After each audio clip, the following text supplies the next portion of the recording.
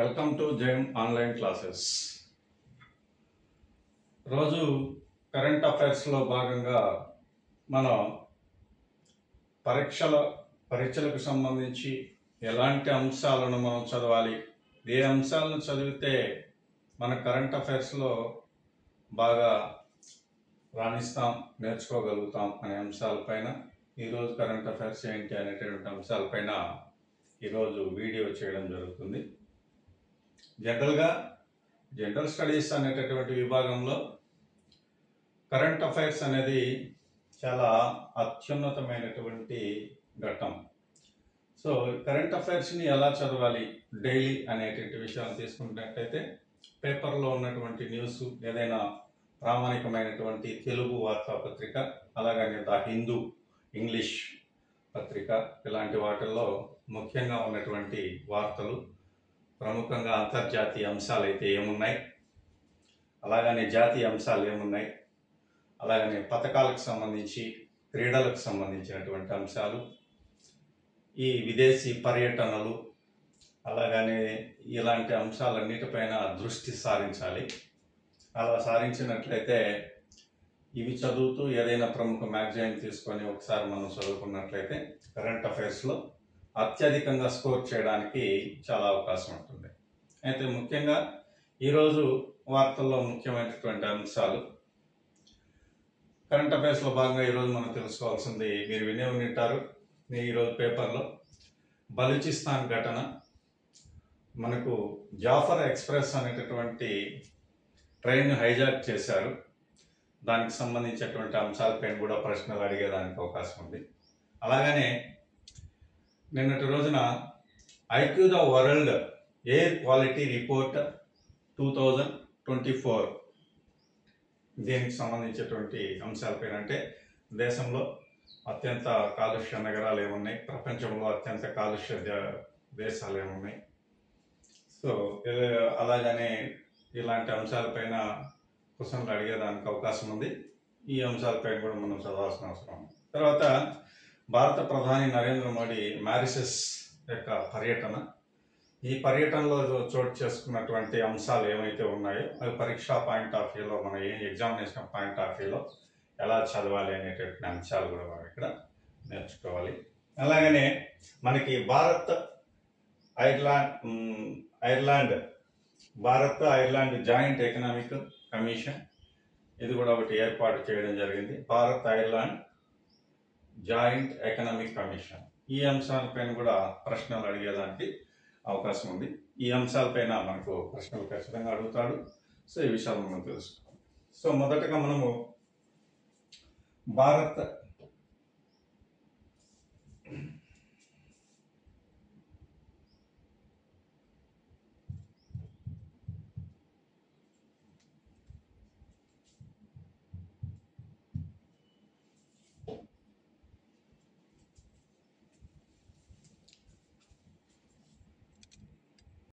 Bharat Ireland economic commission అనేది ఈరోజు వార్తల్లో ఉన్నటువంటి అంశం. ఇక్కడ ఈ భారత్ ఐర్లాండ్ ద్వైపాక్షిక సంబంధాలు మనకు 2015 సంవత్సరంలో భారతదేశం తరపు నుంచి నరేంద్ర మోడీ గారు ఐర్లాండ్ని పర్యటించారు. ఆయన పర్యటించిన తర్వాత మన భారత విదేశాంగ మంత్రి ఎస్ జయశంకర్ కూడా ఇటీవల నిన్నటి రోజున దీనికి సంబంధించినటువంటి ఐర్లాండ్ను సందర్శించడం జరిగింది. ఇందులో భాగంగా ద్వైపాక్షిక సంబంధాలను మెరుగుపరచడం, పెట్టుబడులు, అలాగనే వాణిజ్యం, సాంకేతికతలో అభివృద్ధిని సాధించడం దీని యొక్క ముఖ్య ఉద్దేశం, ఈ కమిషన్ యొక్క ముఖ్య ఉద్దేశం. కాబట్టి 2015 సంవత్సరం నుంచి మనం భారత్ ఐర్లాండ్ ద్వైపాక్షిక సంబంధాలు నిర్వహిస్తున్నాం.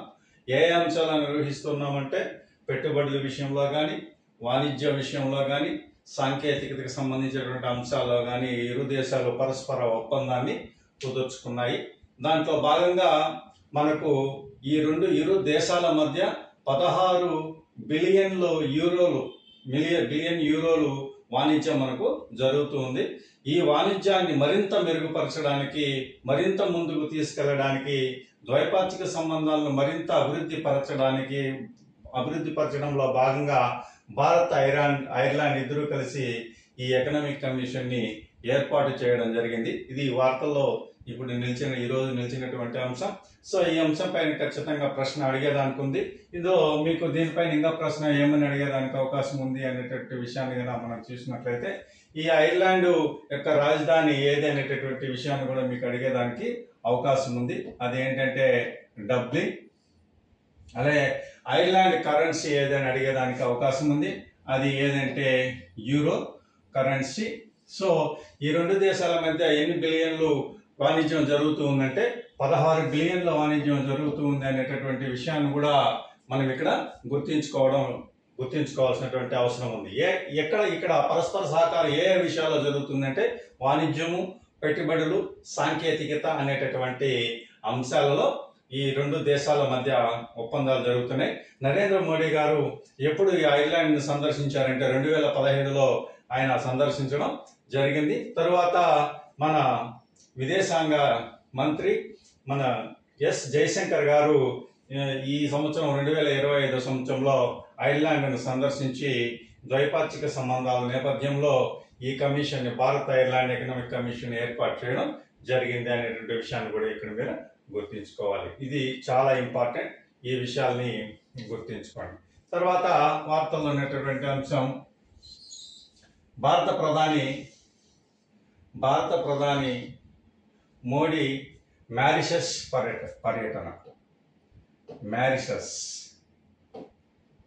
మారిషస్ పర్యటన.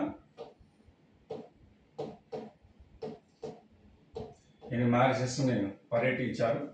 ఈయన మారిషస్ను పర్యటించడంలో భాగంగా మారిషస్ ప్రధాని రామ్ గులాం ఇతనికి ఘన స్వాగతం పలకడం అనేది జరిగింది. ఇది కూడా ద్వైపాక్షిక సంబంధాల మెరుగుపరుచుకోవడానికి ఈ పర్యటన జరిగింది అనేటటువంటి విషయాన్ని మనం బాగా గుర్తుంచుకోవాలి.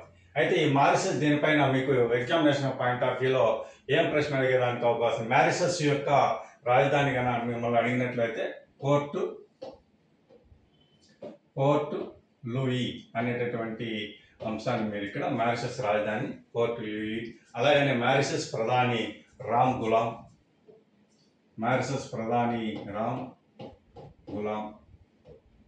అనే అంశాలని రెండింటిని కూడా మీరు ఇక్కడ గుర్తించుకోవాలి. ఈయన మారిషస్ని ప్రధాని గారు సందర్శించిన సందర్భంగా ఇతనికి ఒక అవార్డును కూడా, ప్రతిష్టాత్మకమైనటువంటి ఆ దేశ అత్యున్నత పురస్కారాన్ని కూడా వీళ్ళు అందించడం జరిగింది. ఆ అత్యున్నత పురస్కారం ఏంటి అంటే the grand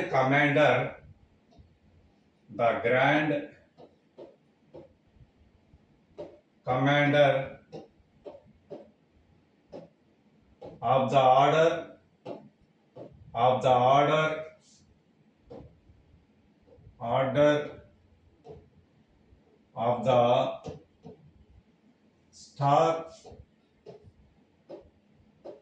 the star and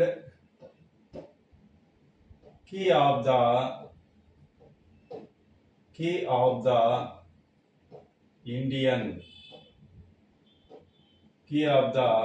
Indian అనేటటువంటి ప్రతిష్టాత్మకమైనటువంటి అవార్డును అందజేయడం జరిగింది. ఇక్కడ మీరు గుర్తుంచుకోవాల్సింది, భారత ప్రధాని మారిషస్ పర్యటన సందర్భంగా అతనికి ఆ దేశ మారిషస్ అత్యున్నత పురస్కారాన్ని, ఏ పురస్కారాన్ని అందజేశారనేటువంటి క్వశ్చన్ అడగడానికి అవకాశం ఉంది. అది the grand commander of the order of the star and key of the Indian అనేటటువంటి అవార్డుని అందజేశారు ఈ మారిషస్ ప్రభుత్వం. అక్కడ మారిషస్ ప్రధాని రామ్ గులాం, ఇక్కడ మారిషస్ రాజధాని పోర్ట్ లూయి అనేటటువంటి అంశాలు కూడా ఇక్కడ మీరు గుర్తుంచుకోవాల్సినటువంటి అవసరం ఉంది. తర్వాత మనకు ఇంకొక వార్తల్లో ఉన్నటువంటి అంశం, ఈరోజు మీరు అన్ని న్యూస్ పేపర్లోనూ చూసే ఉంటారు, బలూచిస్తాన్ ఘటన. బలూచిస్తాన్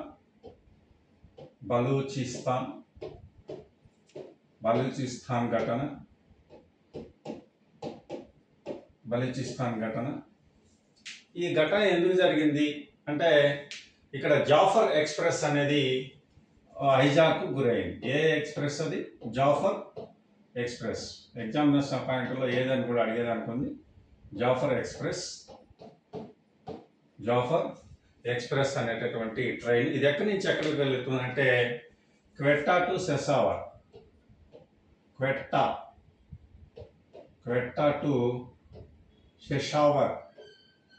పెషావర్ వరకు ఇది ప్రయాణం చేస్తుంది.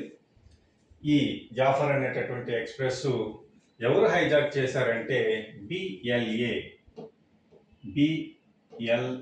దీనికి అబ్రివేషన్ కూడా మీకు అడిగేదానికి అవకాశం ఉంది. BLA Balochistan liberation army. Balochistan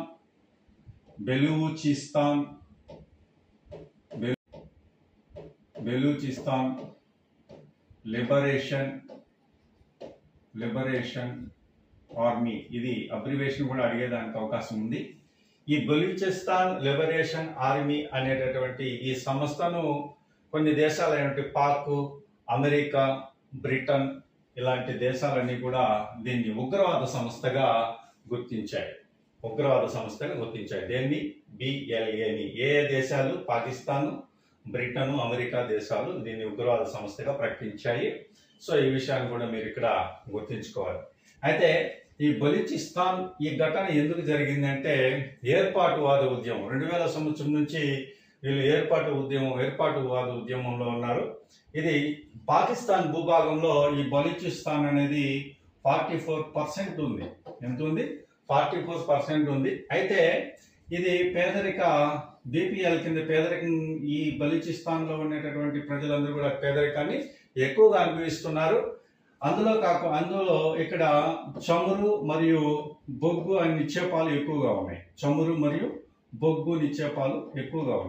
so ఈ చమురు, బొగ్గు నిక్షేపాలు అధిక ఖనిజాలన్నీ కూడా పాకిస్తాన్కు తరలిస్తున్నారని వారి ఈ బలూచిస్తాన్ ప్రావిన్స్ లో ఉన్నటువంటి ఈ ప్రాంతాల వారికి అన్యాయం జరుగుతుంది అనేటువంటి ఉద్దేశంతో వీళ్ళకి ప్రత్యేక బలూచిస్తాన్ కావాలనేటువంటి ఏర్పాటు ఉద్యమం వీళ్ళు కొనసాగిస్తున్నారు. ఈ సందర్భంగానే వీళ్ళు దీన్ని జాఫర్ ఎక్స్ప్రెస్ ని హైజాక్ చేయడం అనేది జరిగింది అనే విషయాన్ని కూడా మీరు ఇక్కడ గుర్తుంచుకోవాలి. ఇక్కడ ఎక్కువ నిక్షేపాలు, చమురు, బొగ్గు నిక్షేపాలు ఉన్నాయి. సో దీనికి సంబంధించి దీనికి అహ్మద్ యార్ ఖాన్ స్వతంత్ర బెలూచిస్తాన్ అనే రాష్ట్రం. అహ్మద్ యార్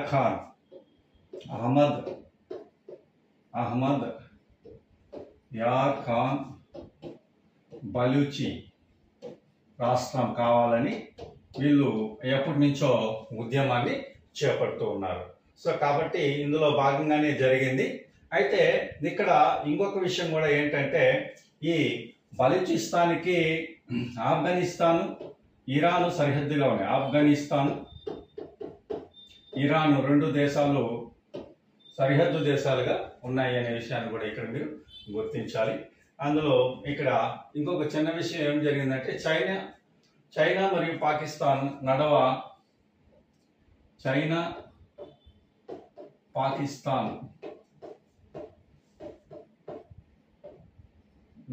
ప్రాజెక్ట్ అంటే సిపాక్ అనేటటువంటి ప్రాజెక్టు ఇక్కడ నిర్మాణం జరుగుతుంది. ఈ ప్రాజెక్టు నిర్మాణం వల్ల ఇక్కడ ప్రాంతీయ ప్రజలకి ఎక్కువగా అన్యాయం జరుగుతుంది.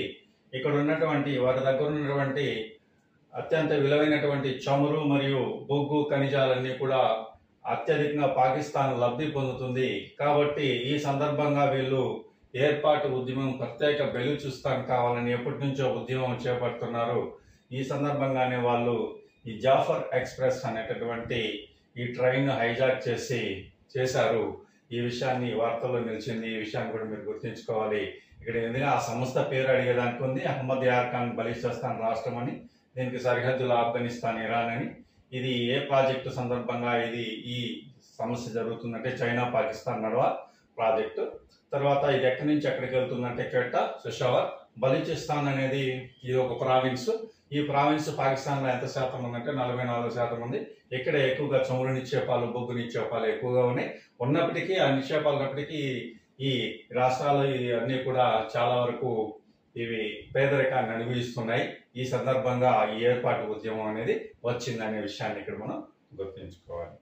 తర్వాత వార్తల్లో ఉన్నటువంటి ఇంకొక అంశం, ఇది చాలా ఇంపార్టెంట్.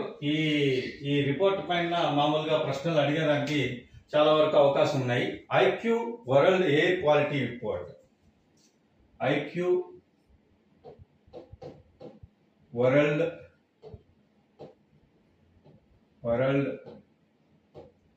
ఎయిర్ క్వాలిటీ రిపోర్ట్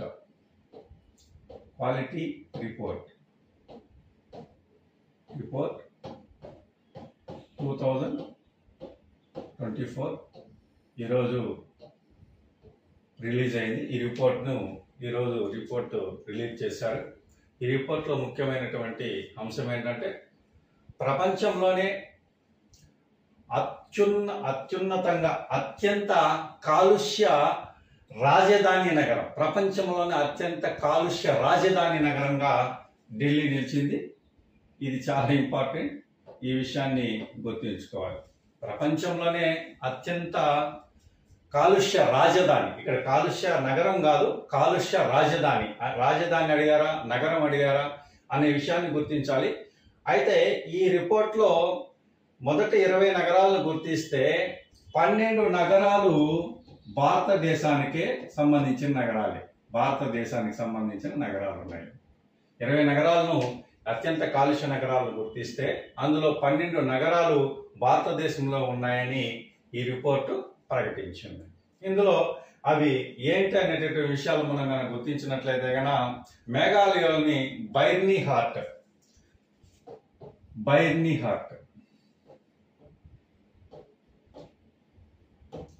ఇది మేఘాలయ రాష్ట్రంలో ఉంది. అంటే నగరాల పరంగా తీసుకున్నట్లయితే భారతదేశంలో అత్యంత కాలుష్య నగరంగా బైర్నీ హార్ట్ నిలిచింది. రెండవది వచ్చి ఢిల్లీ, రెండవ కాలుష్య నగరం ఢిల్లీ. ఈ రెండు కూడా మీరు గుర్తుంచుకోవాలి. ఇంకా ఈ విషయాల్లో ఇంకా కొన్ని మన దేశంలో కొన్ని ప్రాంతాలు ఉన్నాయి. ముల్లన్పూర్ ఇది కూడా ముల్లన్పూర్. ఈ ముల్లన్పూర్ అనేటటువంటి ఒకటి. అలాగానే గురుగ్రామ్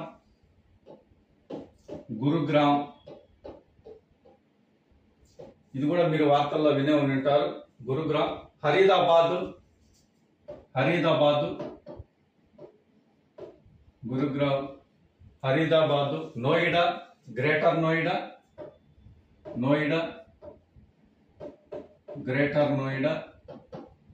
ముజఫర్బాద్, గ్రేటర్ నోయిడా,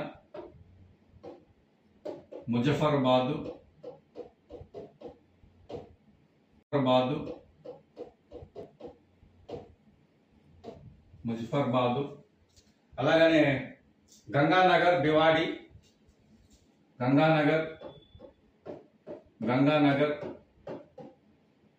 భివాడి. ఈ నగరాలన్నీ కూడా భారతదేశంలో అత్యంత కాలుష్య నగరాలుగా ఈ రిపోర్టు విడుదల చేసింది. ఈ గురుగ్రాము ఈ యొక్క హర్యానా రాష్ట్రానికి, ఏమో యూపీ రాష్ట్రానికి సంబంధించినటువంటి నగరాలు. అలాగనే హనుమాన్ గఢ్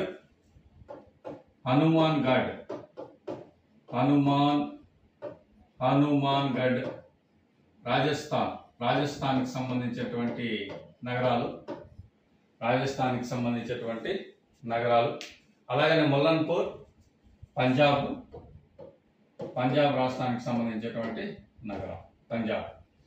సో వీటిలో బిట్ అడిగేదానికి అవకాశం ఉంది. అలాగనే ప్రపంచంలో అత్యంత కాలుష్య రాజధాని ఢిల్లీ అని చెప్పాం.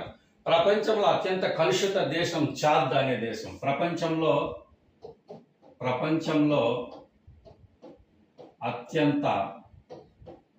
అత్యంత కలుషిత దేశం అని కూడా అడగచ్చు.